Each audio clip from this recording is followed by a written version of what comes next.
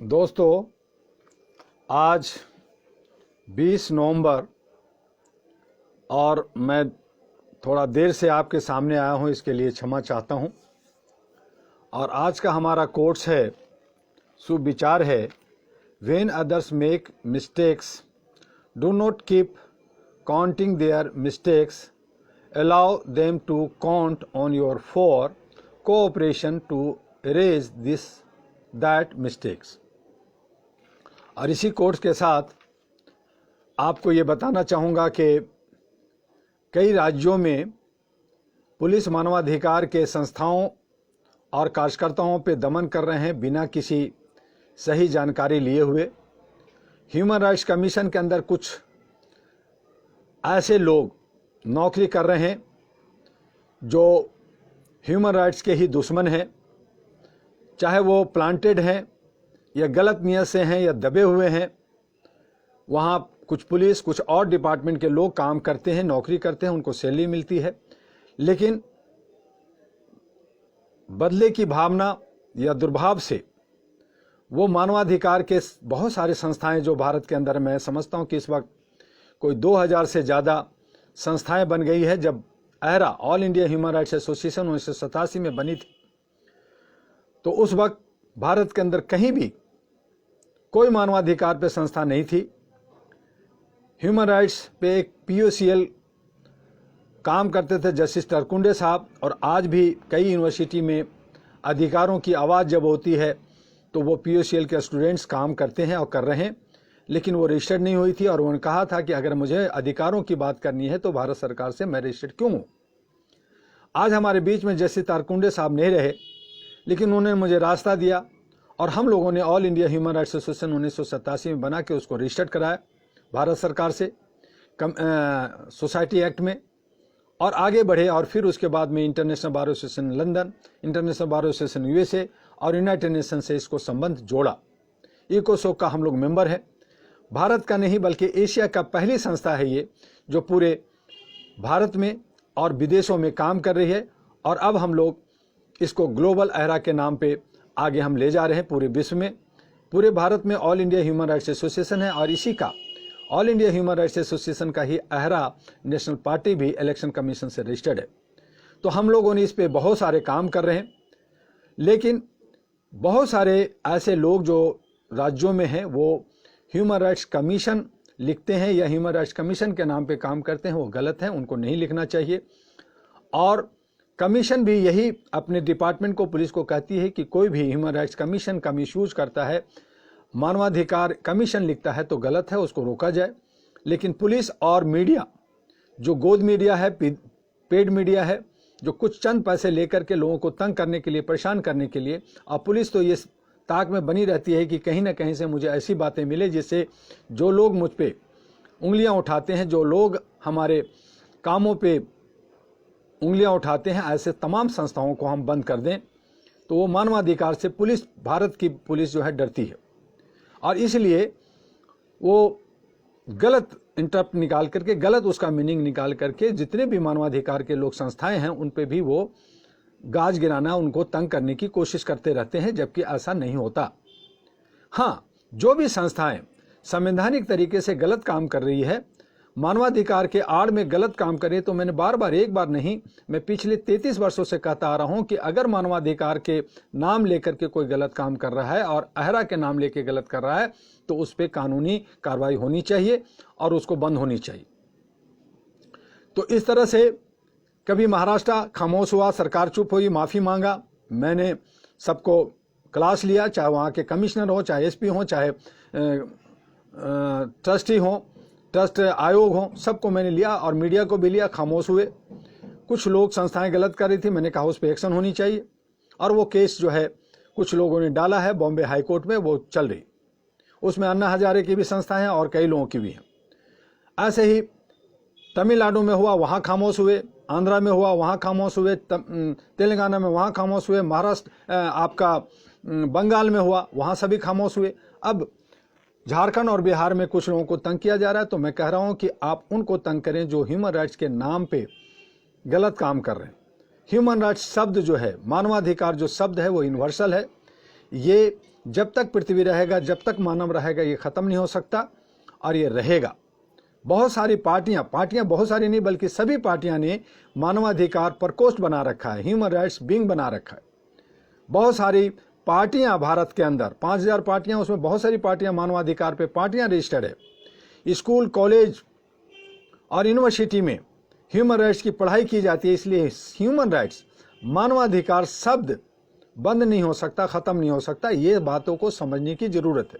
जो मीडिया ऐसा करती है उस पर मानहानि केस कीजिए, उसके एडिटर को, उसके रिपोर्टर को पे केस कीजिए। अगर एफआईआर, चूंकि पुलिस उसको साथ देती है, तो कोर्ट में जाइए, मजिस्ट्रेट के पास जाइए और छोड़िए नहीं ऐसे गंदे राजनीति करने वाले, ऐसे गंदे मीडिया को, जिनको दशा दिशा दिखानी चाहिए, जनता को साथ देने चाहिए, मानवाधिकार को सपोर्ट करना चाहिए, वो गलत काम करती है तो उस पर जो है मानहानि केस करें।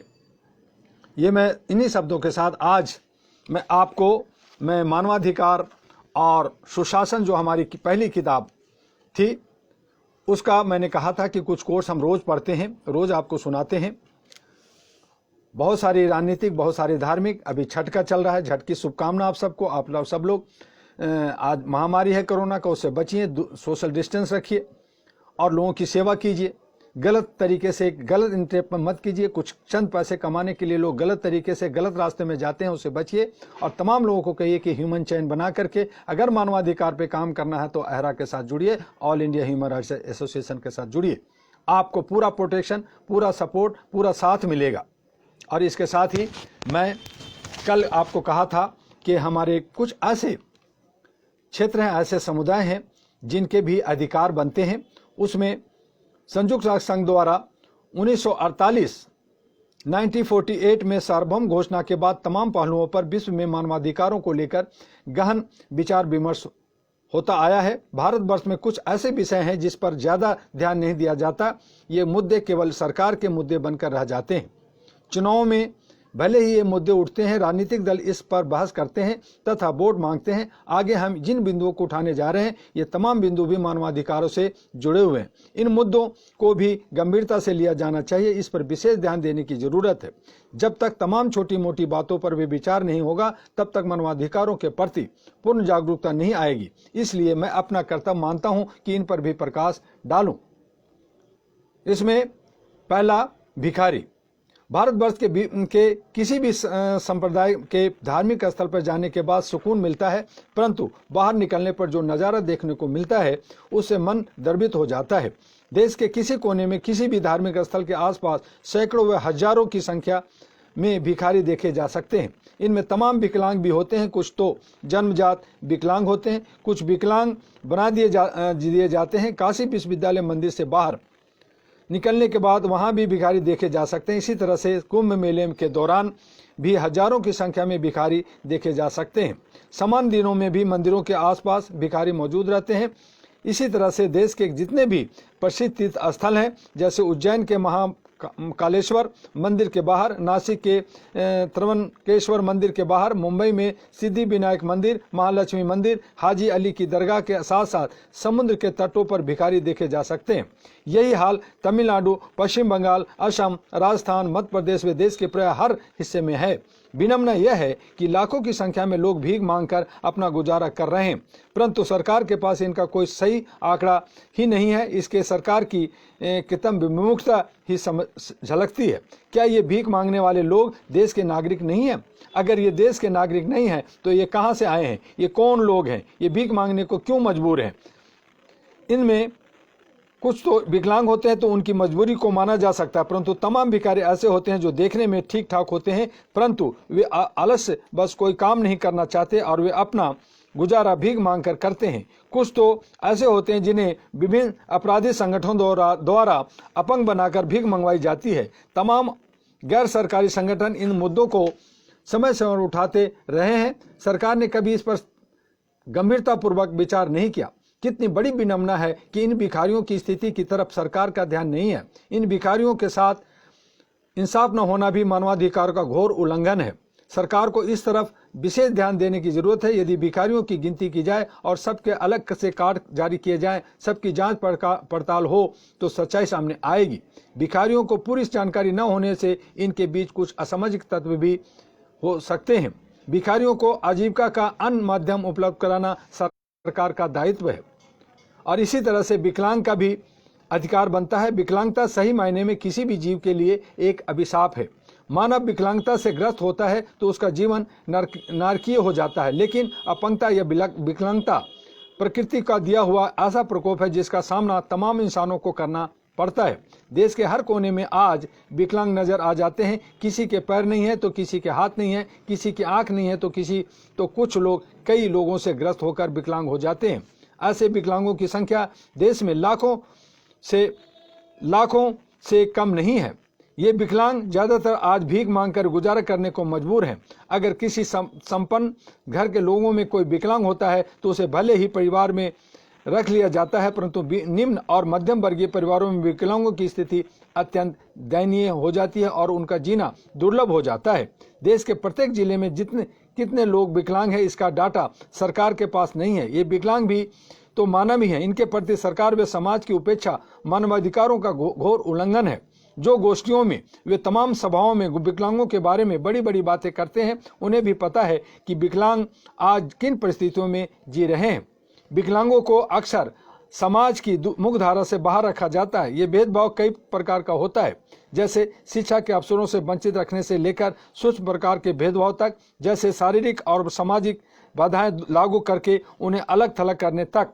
इससे समाज की भी हानि होती है, क्योंकि इन विकलांगों की प्रतिभाओं और क्षमताओं का लाभ पाने से समाज वंचित रह जाता है। विकलांगता के प्रति बदलती सोच और धारणा के लिए समाज के सभी स्तरों पर मूल्यों में बदलाव और समझबूझ में वृद्धि की जरूरत है। उसी तरह से बीमारियों से ग्रस्त लोगों के भी अधिकार हैं। हमारे समाज में आज भी सैकड़ों और हजारों की संख्या में ऐसे लोग हैं जो एड्स, तपेदिक व कैंसर जैसी घातक बीमारियों से ग्रस्त हैं। ऐसे ये सारी बीमारियां इनके पार पाना बहुत मुश्किल होता है। इनके भी अधिकार हैं। क्या ऐसे मरीजों की देखभाल के लिए सिर्फ उनका परिवार ही उत्तरदायी होता है? समाज का या सरकार का कोई दायित्व नहीं है? हमारे देश में शिक्षा का इतना प्रसार होने के बावजूद भी आज देखा जाता है कि बीमारियों से ग्रस्त लोगों को देखकर लोग वहां से खिसकना पसंद करते हैं। हमारा दृष्टिकोण इतना एकांगी हो गया है कि हम अब सिर्फ अपने लिए जीते हैं और अपने परिवार के लिए जीते हैं। कहते जरूर हैं कि हम सामाजिक प्राणी हैं, परंतु हम सामाजिक दायित्वों का निर्वहन नहीं कर पाते। यह अच्छी बात है कि आज भारत में कई स्वयंसेवी संगठन आगे आकर इन मरीजों के इलाज और देखभाल के लिए काम कर रहे हैं। इसी तरह से कोरोना पीरियड में भी सामाजिक संगठन ने काम किया। सरकार तो सिर्फ पैसा लूटने में और बड़े बड़े नर्सिंग होम पैसा लूटने में लगी हुई है और अपनी सैलरी तक नहीं छोड़ने के लिए तैयार है, अपनी भत्ता छोड़ने के लिए तैयार नहीं है। लेकिन सामाजिक संगठन आगे बढ़ करके उनकी देखरेख कर रही। सरकार को भी चाहिए कि इस पे वो विस्तार से देखे और उस पे मानवता की रक्षा व मानवाधिकार की रक्षा के लिए शिक्षित और प्रशिक्षित करने पर पहल करे। थर्ड जेंडर का भी अधिकार होता है। हाल ही में उच्चतम न्यायालय ने थर्ड जेंडर की स्थिति देकर किन्नरों को समाज में मान्यता प्रदान कर दी है।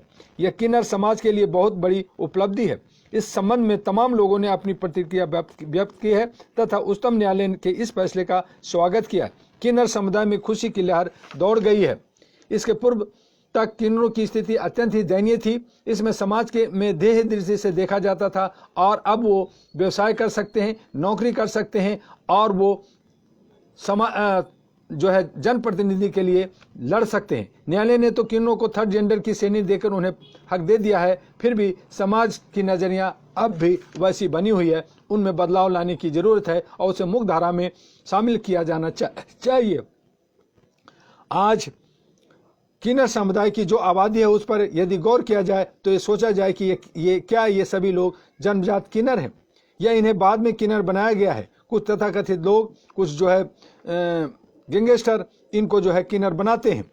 तो ऐसे लोगों से भी हमें धरपकड़ होनी चाहिए, उसकी जांच होनी चाहिए। प्रकृति की वजह से यदि कोई किन्नर बनता है तो उसके लिए कुछ नहीं किया जा सकता। उसके लिए समाज उस पर तरस खाने, हंसने, मजाक उड़ाने की बजाय उसका हक दिलवाने का प्रयास करे और उन्हें एक सम्मानित नागरिक की तरह जीने का हक प्रदान करे तथा जो लोग बाद में किन्नर बनते या बनाए जाते हैं इन परिस्थितियों पर भी रोक लगाई जानी चाहिए, क्योंकि ये तमाम चीजें मानवता के साथ साथ मानवाधिकार का घोर उल्लंघन है।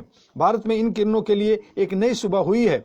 न्यायालय ने इन्हें थर्ड जेंडर की श्रेणी प्रदान करके इन्हें मुख्यधारा में शामिल होने का मौका दिया है। न्यायालय के आदेश को ध्यान में रखते हुए सरकार, स्वयंसेवी संगठनों एवं समस्त नागरिकों को भी सम्यक दृष्टिकोण अपनाने की जरूरत है। आज बस इतना ही। कल फिर हम आपको 1 बजे आपके बीच में आएंगे। असमानता की खाई को पाटना जरूरी है, उस पर हम लोग बात करेंगे। आज बस इतना ही। आपका डॉक्टर एम यू दुआ। जय हिंद, जय भारत, नमस्कार।